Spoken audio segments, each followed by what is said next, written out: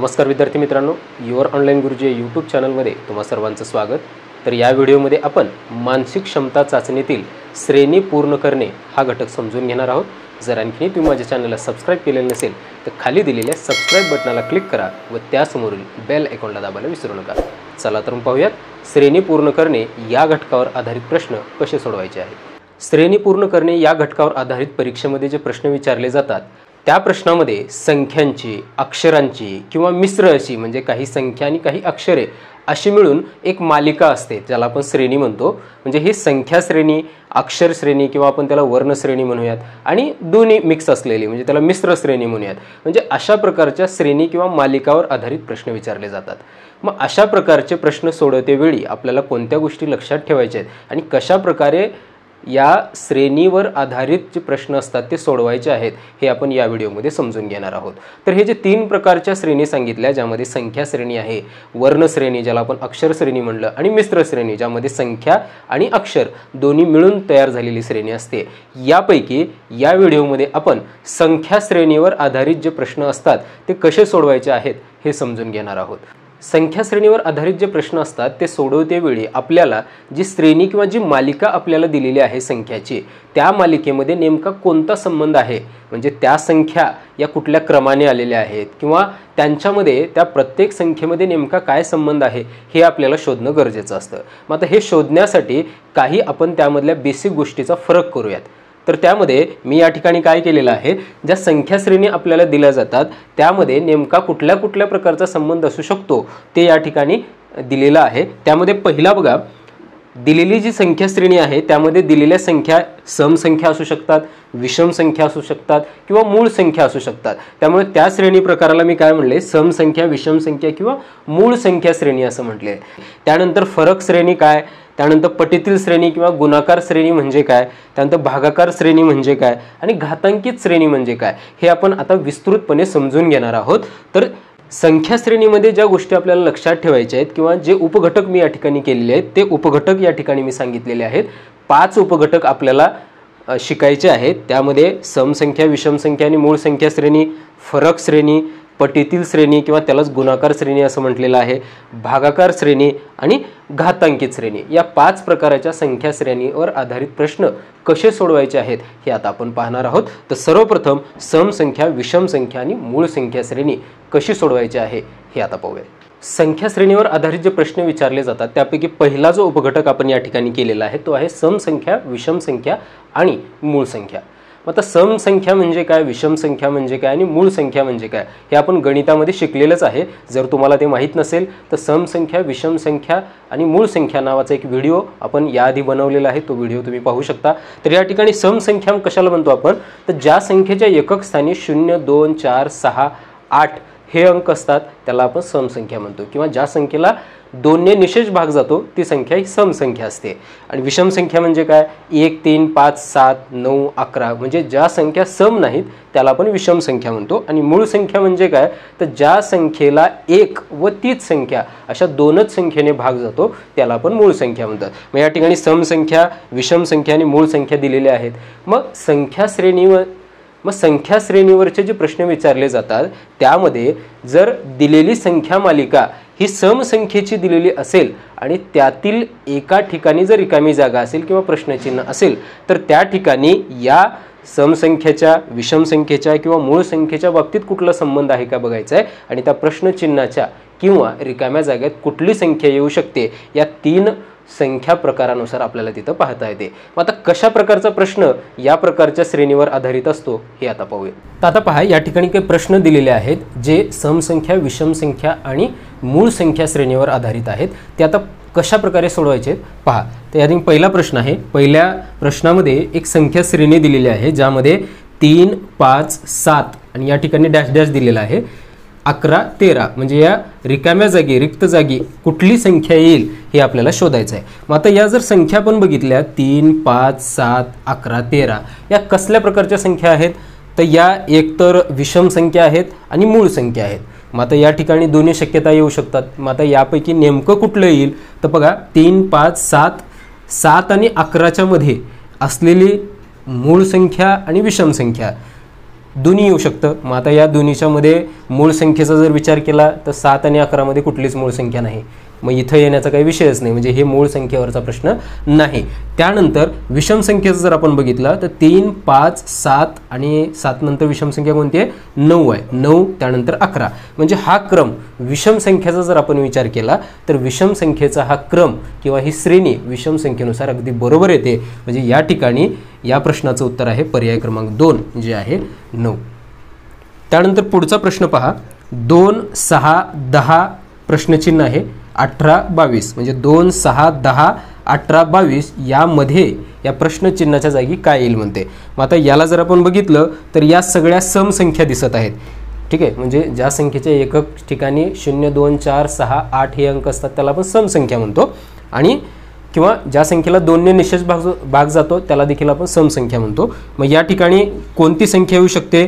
जर इथं विचार केला आपण तर 2 नंतर 4 ही समसंख्या आहे, पण इथं 4 आलेली नाही, म्हणजे 1चा फरक आहे इथं. बघा 2 नंतर डायरेक्ट 6 आलेला आहे, 6 नंतर 8 ही संख्या यायला पाहिजे, पण इथं 8 आलेली नाही. काय आलेलं आहे? 10 आलेला आहे. 10 नंतर इथं ॲक्च्युअल 12 यायला पाहिजे. ठीक आहे, पण इथं 12 पर्याय दिले का? बघा 12 पर्याय दिले. बरीच मुलं काय करू शकतात की या ठिकाणी 12 लिहू शकतात, 10 नंतर 12 ही समसंख्या आहे म्हणून. पण इथला क्रम जर आपण लक्षात घेतला श्रेणीचा तर लगट येणाऱ्या समसंख्या इथे दिलेल्या आहेत का? नाही. 2 नंतर 4 आलेलं नाही, 2 नंतर 6 आलेला आहे, म्हणजे एक समसंख्यामधली गाळलेली आहे. मग श्रेणी पूर्ण करणे अशा प्रकारच्या प्रश्नामध्ये हेच दिलेलं असतं की जी श्रेणी किंवा जी मालिका आपल्याला दिलेली आहे त्या मालिकेमध्ये नेमका क्रम कुठला आहे. मग त्या क्रमाने आलेल्या आहेत किंवा एक संख्या वगळून आलेली आहे का 2 संख्या वगळून आलेली, नेमका क्रम कसा आहे हे आपल्याला लक्षात घेणं खूप गरजेचं असतं. मग या ठिकाणी समसंख्याची श्रेणी आहे, परंतु त्या लगट आहेत का? तर नाही. लगतच्या समसंख्या त्या नाहीत, तर त्यामध्ये एक समसंख्येचा फरक आहे किंवा एक समसंख्या वगळून ती श्रेणी आहे. मग या ठिकाणी 2, 4 वगळलेला आहे, 6 आलेला आहे, 6 नंतर 8 येतं, 8 वगळलेला आहे, 10 आलेला आहे, 10 नंतर 12 ही समसंख्या येते, पण ती आपल्याला वगळावी लागेल कारण एक समसंख्या वगळून आहे. मग 12 पण वगळलं, 12 नंतर 14, म्हणजे या ठिकाणी उत्तर काय आलं पाहिजे? 14 यायला पाहिजे. 14 नंतर इथं 16 वगळलं, 18 आलं. ठीक आहे, म्हणजे या प्रश्नचिन्हाच्या जागी उत्तर आहे 14 जे आहे पर्याय क्रमांक 2. पहा इथं 12 पण आहे, जर आपण समसंख्या म्हणून 12 लिहिली तर ते आपलं उत्तर चुकणार आहे, कारण श्रेणीचा विचार केला तर एक समसंख्या वगळून समसंख्या तिथे दिलेल्या आहेत अशा प्रकारे. त्यानंतर तिसरा जर आपण प्रश्न बघितला तर 3, 5, 7, 11 प्रश्नचिन्ह आणि 17.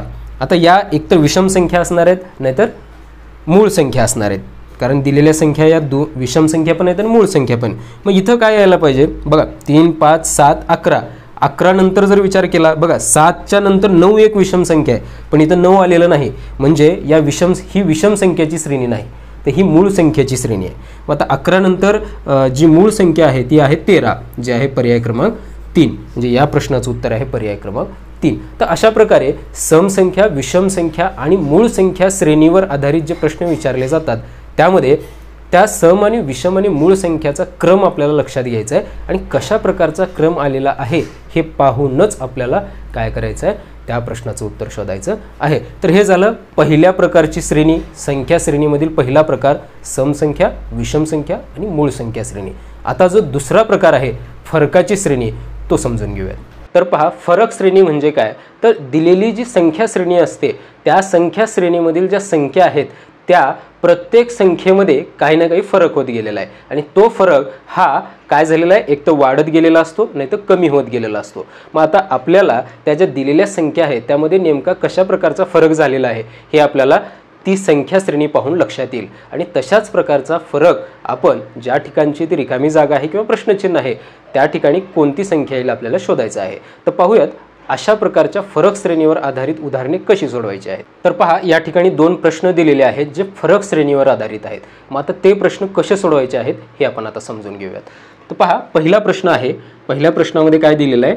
4, 8, 12, 16 इथं एक बॉक्स दिलेला आहे 24 आणि 28. मग आता या ठिकाणी या रिकाम्या बॉक्सच्या जागी कोणती संख्या येईल हे आपल्याला शोधायचं आहे. मग आता आपण जर याला सरळच बघितलं तर काय 4चा पाडा देखील दिसतोय बघा, म्हणजे 4, 4 2 8, 4 3 12, 4 4 16, 4 5 20, 4 6 24. म्हणजे या ठिकाणी सरळच काय आलेलं आहे? 20 हे उत्तर येणार आहे जे आहे पर्यायामध्ये पर्याय क्रमांक 3. तसंच आपण जर फरकाचा विचार केला की बेरीज आणि वजाबाकी आपण म्हणत आहोत, मग त्या दृष्टीने विचार करूयात आपण. तर त्या दृष्टीने जर विचार केला तर पहा, या प्रत्येक दोन संख्येमध्ये कितीचा फरक आहे? 4चा फरक आहे. म्हणजे या 4 मध्ये जर 4 मिसळलं 8 झाले, 8 मध्ये परत 4 मिसळले 12 झाले, 12 मध्ये परत 4 मिसळले 16 झाले, 16 मध्ये परत 4 मिसळले 20 आले, या 20 मध्ये परत 4 मिसळले 24 आलं, 24 मध्ये 4 मिसळलं 28. म्हणजे या प्रत्येक संख्येमध्ये कितीचा फरक आहे? 4चा फरक आहे. मग असंच जर आपण 4 वाढवत गेलो तर आपल्याला जी संख्या पाहिजे ती संख्या आपल्याला मिळते आणि ती पर्यायत आहे का पाहिल्यानंतर आपल्याला त्याचं उत्तर मिळतं. तर अशा प्रकारे फरक श्रेणीवर आधारित जे प्रश्न असतात ते असे सोडवायचे आहेत. पुढचा प्रश्न आहे 6, 7, 9, 9, 12 प्रश्नचिन्ह 15 आणि 13. आता या ठिकाणी जर आपण विचार केला तर नेमका काय बघा, इथं 6 आहे, इथं 7 आहे. मग आपण जर बेरीज विचार केला तर 6 आणि 1 7 होऊ शकतो, 7 आणि 2 9 होऊ शकतो बेरीज केल्यानंतर. आणि 9 समजा आता इथं 1 न वाढलं, इथं 2 न वाढला आहे, इथं जर 3 न वाढवला तर 12 यायला पाहिजे, पण इथं 9 आलेला आहे. म्हणजे या ठिकाणी कसं जरी केलं आपण तरी 9 नंतर 9 येणारच नाही, बेरीज किंवा वजाबाकी जरी केलं तरी. म्हणजे इथं काहीतरी वेगळा नियम लागू होणार आहे. मग आता कुठला नियम आहे बघा, लगतच्या संख्येमध्ये मिसळून तर काही होत नाहीये. मग आपण काय करूयात, एक संख्या फरकाने बघूयात. म्हणजे 6, एक संख्या सोडली दुसरी संख्या सोडली तिसरी संख्या, यांच्यात काही संबंध आहे का बघूयात. बघा 6 आणि 9, म्हणजे 6 मध्ये जर 3 मिसळलं तर किती येतं? 9 येतं. 9 मध्ये जर परत 3 मिसळलं तर बघा 12 आलेला आहे. 12 मध्ये परत 3 मिसळलं 15 आलेला आहे. म्हणजे हा क्रम या ठिकाणी लागू होते. त्यानंतर दुसरी जर संख्या बघितली बघा, 7 आणि त्या पुढची एक सोडून 9 आहे, अधिक 2चा फरक आहे. 9 इथं जर अधिक 2चा केला, 9 2 इथं 11 यायला पाहिजे, आणि इथं 11 मध्ये 2 वाढवला तर किती? 13 यायला पाहिजे. म्हणजे काय, या ठिकाणी लगतच्या संख्यामध्ये काही संबंध नसून काय केलेलं आहे, एक संख्या सोडून त्याच्या पुढच्या संख्येमध्ये तो क्रम दिलेला आहे. मग म्हणजे काय, पहिला आणि तिसरा, तिसरा आणि पाचवा, पाचवा आणि सातवा, अशा प्रकारच्या संख्येचा हा क्रम आहे. मग या ठिकाणी या नियमानं जर आपण बघितलं तर कोणतं उत्तर मिळालेलं आपल्याला? 11 ही संख्या उत्तर म्हणून मिळालेलं आहे. आहे का पर्यायामध्ये 11? तर पहा, पर्याय क्रमांक 1 आहे 11. तर अशा प्रकारे आपल्याला काय करायचं आहे, हे श्रेणी पूर्ण करा या घटकावर जे प्रश्न विचारले जातात त्यामध्ये फरक, त्या संख्या मालिकेमध्ये नेमका कोणता फरक आहे हे लक्षात घेऊन आपल्याला त्याचं उत्तर काढायचं आहे. यानंतर संख्या श्रेणीमधला जो तिसरा उपघटक आहे ते आहे पटीतील श्रेणी किंवा गुणाकारावर आधारित श्रेणी. तिसऱ्या प्रकारची श्रेणी आहे पटीतील श्रेणी, ज्याला गुणाकाराची श्रेणी असं देखील म्हणतात.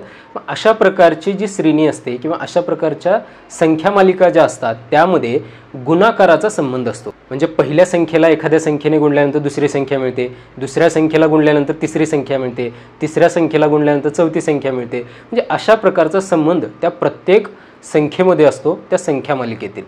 मग अशा प्रकारचे प्रश्न कसे सोडवायचे आहेत आपण उदाहरणाच्या सहाय्याने समजून घेऊयात.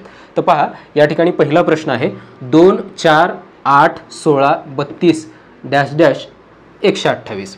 मग आता बघा काय करता येईल, इथं 2 आहे, इथं 4 आहे, त्यानंतर 8 आहे.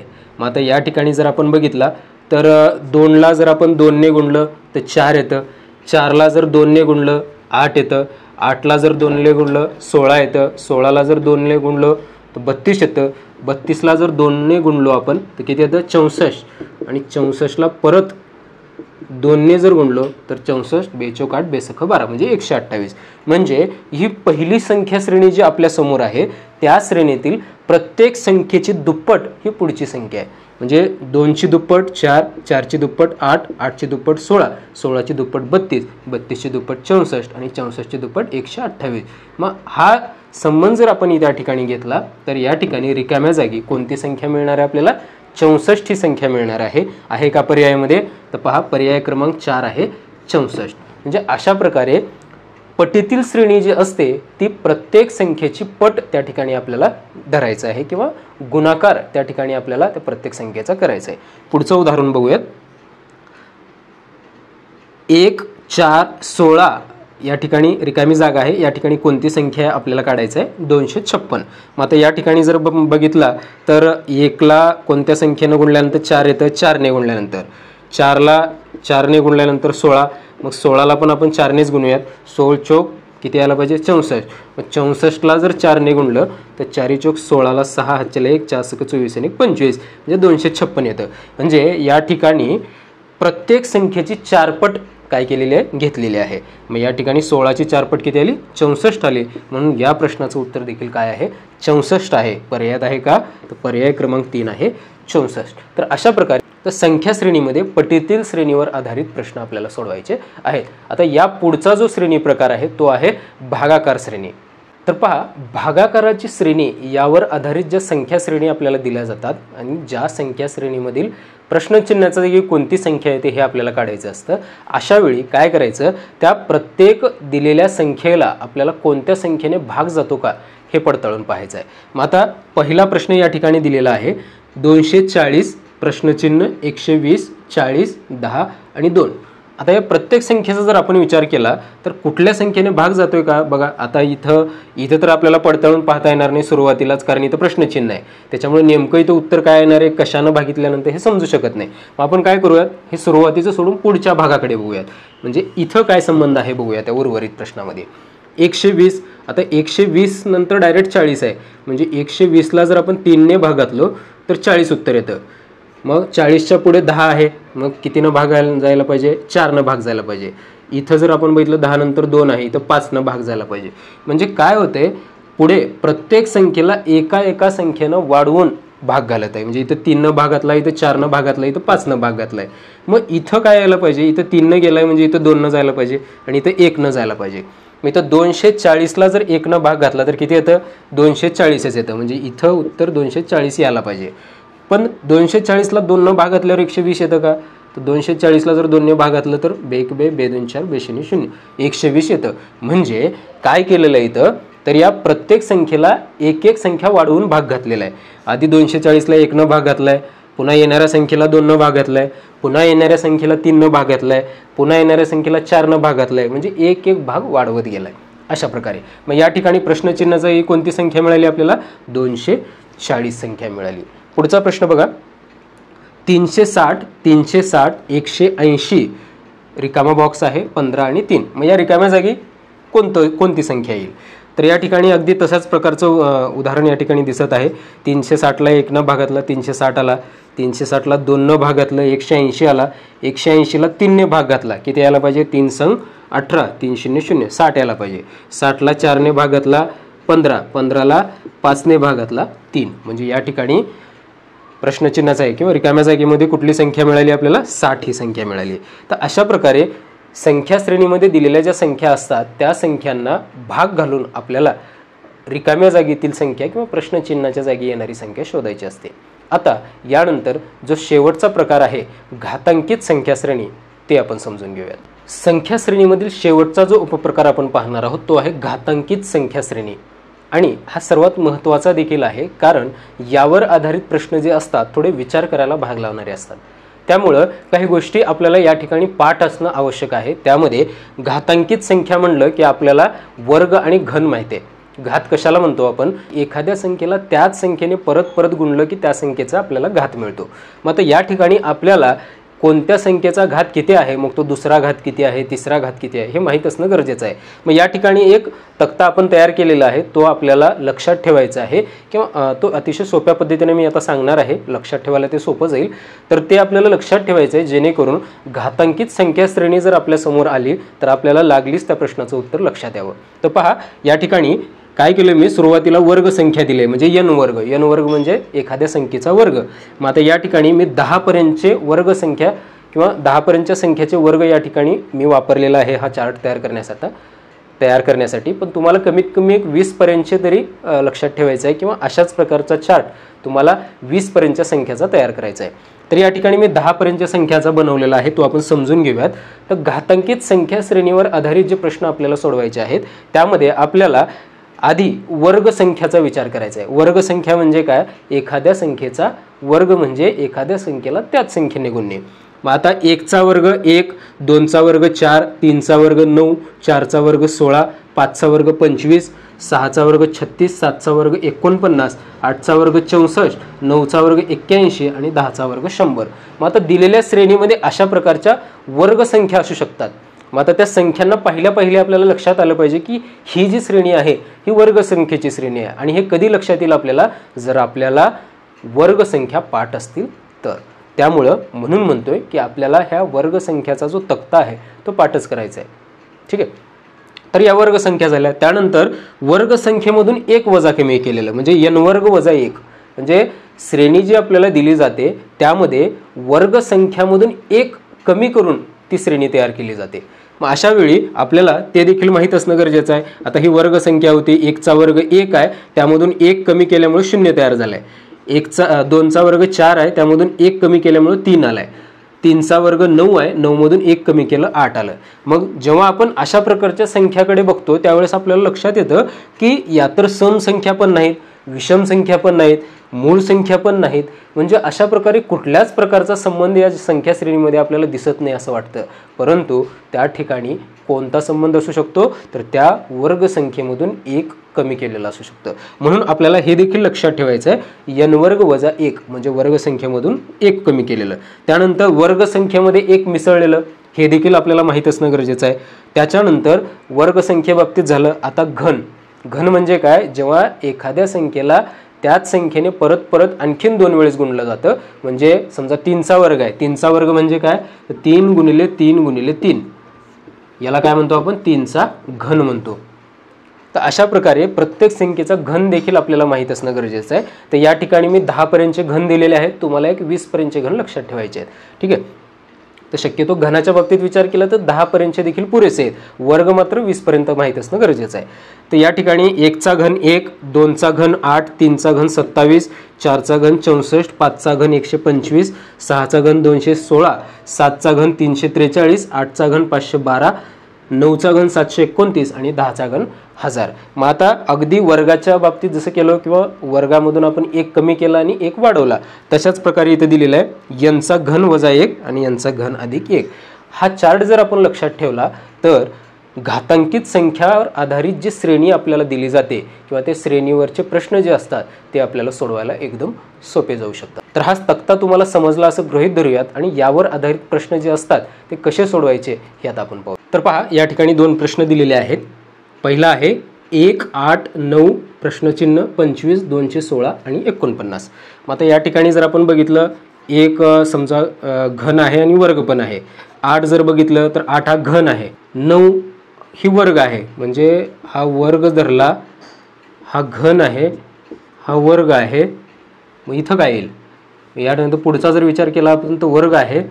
216 जर आपण बघितला तर हा घन आहे आणि हा वर्ग आहे. म्हणजे या ठिकाणी काय केलेलं आहे बघा, क्रमानं फक्त वर्ग न येता किंवा क्रमानं फक्त घन न येता एक वर्ग एक घन, एक वर्ग एक घन अशा प्रकारे आलेला आहे. मग या ठिकाणी जर आपण बघितलं तर पहिली संख्या ही वर्ग आहे 1ची. ठीक आहे, 1चा वर्ग, दुसरा आहे 2चा घन, तिसरा आहे 3चा वर्ग, चौथा काय यायला पाहिजे, मग 1चा वर्ग झाला, 2चा घन झाला, 3चा वर्ग झाला, मग 4चा घन यायला पाहिजे. बरोबर आहे. त्याच्यानंतर हा 5चा वर्ग आहे, हा 6चा घन आहे आणि हा 7चा वर्ग आहे. म्हणजे संख्यांचा क्रम बरोबर आहे, 1 2 3 4 5 6 7 हा क्रम बरोबर आहे. फक्त काय केलेलं आहे, प्रत्येक संख्येचा वर्गच न घेता पहिल्या संख्येचा वर्ग, दुसऱ्या संख्येचा घन, तिसऱ्या संख्येचा वर्ग, चौथ्या संख्येचा घन अशा प्रकारे केलेला आहे. मग आता या ठिकाणी प्रश्नचिन्हाच्या जागी जर आपण बघितलं तर 4चा घन यायला पाहिजे. मग आता 4चा घन किती आहे, 4चा घन आहे 64. म्हणजे या प्रश्नाचं उत्तर आहे 64. पुढचा प्रश्न पहा, 24, 35 प्रश्नचिन्ह 63 आणि 80. आता या ठिकाणी वर्ग पण नाही आणि घन पण नाही. मग या ठिकाणी याच्यात जवळपास कुठला वर्ग किंवा घन आहे का 24च्या जवळपास, तर 24च्या पुढचा 25 ही वर्ग संख्या आहे. मग या ठिकाणी वर्गाचा काही संबंध आहे का बघूयात आपण. 25 5चा वर्ग आहे. ठीक आहे, 5चा वर्ग वजा 1 हा नियम इथे लागू झाला. इथं 5च्या पुढे 6, 6चा वर्ग 36. बरोबर आहे, 36 मधून 1 गेले 35 म्हणजे हा काय 6चा वर्ग वजा 1. मग इथं काय यायला पाहिजे 7चा वर्ग वजा 1. मग 7चा वर्ग किती आहे 49 वजा 1 48. 48 आहे का पर्यायामध्ये, आहे. तर पहा या ठिकाणी पर्याय क्रमांक 1 आहे 48. तर अशा प्रकारे आपल्याला घातांकित श्रेणी जे असतात किंवा जी संख्या श्रेणी असते त्यामध्ये त्या दिलेल्या संख्या या कशाचा वर्ग आहेत की कशाचा घन आहेत का वर्गामधून एक कमी केलेला आहे का मी एक मिसळलेला आहे, म्हणजे अशा प्रकारे आपल्याला या सगळ्या गोष्टी त्या संख्या मालिकेमध्ये पडताळून पाहायच्या आहेत आणि कशा प्रकारचा संबंध त्या ठिकाणी आपल्याला दिसतो ते पाहून त्या प्रश्नाचं उत्तर काढायचं आहे. आणि यासाठी सरावाची आवश्यकता असते. म्हणजे पहिल्या आपल्याला हे नेमकं कुठल्या प्रकारातली श्रेणी आहे हे लक्षात येणार नाही. म्हणजे ही पटीतील श्रेणी आहे का, हा भागाकार श्रेणी आहे का, घातांकित श्रेणी आहे का, समविषम श्रेणी आहे, हे आपल्याला अगदी एका व्हिडिओमध्ये समजणार नाही. तर या व्हिडिओच्या मदतीनं तुम्हाला जास्तीत जास्त अशा प्रकारच्या संख्या श्रेणीवर आधारित जे प्रश्न असतात ते सोडवण्याचा प्रयत्न केला पाहिजे. जितका सराव तुमचा जास्त होईल तितकं तुम्हाला ते पहिल्या लक्षात येईल ही नेमकी कुठल्या प्रकारातली श्रेणी आहे. आणि जेव्हा हे सरावानं तुम्हाला साध्य होईल तेव्हा तुम्हाला ते पहिल्या लक्षात येईल की ही घातांकित श्रेणी आहे किंवा ही समविषम संख्या श्रेणी आहे किंवा ही फरकाची श्रेणी आहे अशा प्रकारे. तर अशा प्रकारे या व्हिडिओमध्ये आपण संख्या श्रेणीवर आधारित जे प्रश्न असतात ते नेमके कसे सोडवायचे आहेत हे समजून घेतलेलं आहे. तर तुम्हाला हा व्हिडिओ कसा वाटला? व्हिडिओ आवडल्यास व्हिडिओला लाईक करा, चॅनलला सबस्क्राईब करा व इतरांना शेअर देखील करा. थँक्यू.